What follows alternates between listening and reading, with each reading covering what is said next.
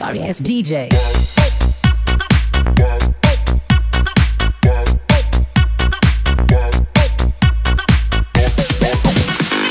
Electric तैयारी हुए पानी हवा और कोयलू तो यही इलेक्ट्रिक को घर पर्यंत पहुंचाइबा जो इलेक्ट्रिक तार व्यवहार हुए परी तैयारी हुए या रोहन ओडिशा नॉलेज आपको बतैबो। इलेक्ट्रिक तार बनैबा सबुठु प्रथमे कपर खादान रे बम बिछेकी ब्लास्ट करा जाए। एही ब्लास्ट रे एते दम थाए कि पहाड़ भली कपर खादान को छुड़ाई दिए। एबे कपर आवर्जनार उपरे अछि कारण एथिरे पत्थर एवं माटी मिसिकी अछि। एही आवर्जनार कपर को अलगा करिबा पई ट्रक रे लदिकी फैक्ट्री पर्यंत पहुंचा जाए। एठारे एहाकु ग्राइंडर द्वारा पाउडर फॉर्म रे बदला जाए। यहाँ पर एही पाउडर को पानी एवं तेल सहित मिसेकी रोटेशन प्रोसेस पई छाड़ी दिया जाए। एमिति करिबा द्वारा कपर तेल सहित ऊपर भाग रे भासीबाकु लागे एवं माटी तळ भाग रे बही जाए। एही पूरा आवर्जना रे 10 रु 15% ही कपर थाए, बाकी सब बेकार जाए। ऊपर भासुतुबा कपर को संग्रह करी सही जगह को नहीं जानती जोठी याकु 1600 डिग्री सेल्सियस रो टेम्परेचर रे मेल्ट करा जाए। एही मेल्टिंग प्रोसेस रे कपर सब मेटालिक इम्प्यूरिटी को अलगा करी दिया जाए एवं प्योर कपर को अलगा करी दिया जाए। यहाँ पर कपर केते गुड़िया रिफाइनिंग प्रोसेस पर मोटा मोटा तार रे बदली जाए। एबे मोटा मोटा कपर तार को कंप्रेसर हाइड्रोलिक मशीन रे पठा जाए। एठारे तार गुडी को टाणी की लंबा एवं पतला करा जाए। एही कंप्रेसर हाइड्रोलिक मशीन रे तार गुडी को आवश्यकता अनुसार पतला एवं लंबा करा जाए। यहाँ पर तार को गोटे बड़ रोलर रे गुड़ाई दिया जाए। एबे कपर तार तो रेडी ही गला किंतु यार ऊपर प्लास्टिक कवरिंग बाकी अछि। यहाँ पई जिबा फैक्ट्री रो द्वितीय यूनिट रे